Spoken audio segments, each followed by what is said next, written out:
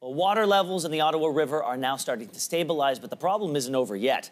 Officials say some areas won't return to normal for several weeks, and that means people in nearly 200 communities still have a long road ahead.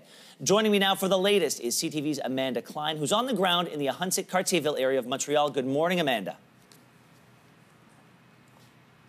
Good morning. Amanda, we can see that there is water all around you, but talk me through sort of the next steps for the people who've been evacuated. What's it going to take for life to return to normal in some parts of Quebec? Well, in parts that are hardest hit, like Rigaud, for example, the battle is far from over. There are still more than 100 homes that need to be inspected to make sure that they're safe. Hundreds there have been evacuated already from their homes. So this is definitely a battle that's not over. As you can see in this area specifically, the water level has decreased, but now we're starting to see the debris that comes along with the decreasing water level. There's parts of trees here in the street. I saw a shoe earlier before. There's just tons of debris here that's going to take a long time to get rid of. So yes, there is light at the end of the tunnel per se, but still a very long road ahead.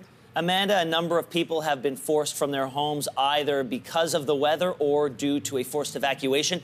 What kind of assistance is being made available to those people?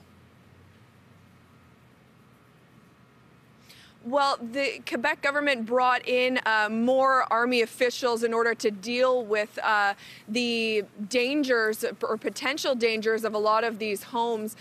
So almost 2,000 officers are patrolling areas that are hardest hit. Rigaud, de Montagne, there's many areas around Montreal that are having to evacuate.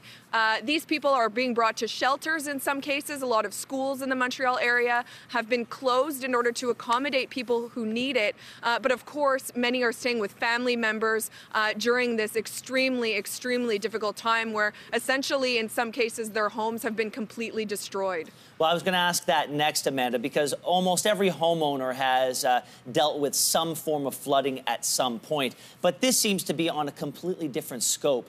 For those of us who can't imagine, can you give us an idea of just how damaging these floods have been in Quebec?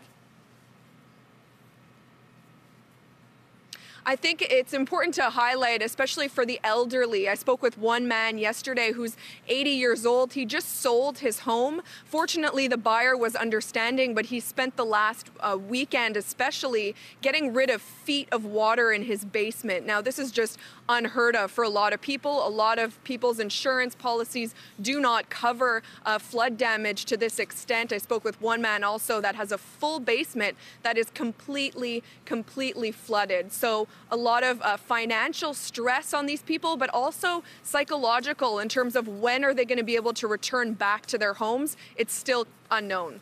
Well, our thoughts are with everyone in the region. CTV's Amanda Kline, thanks again.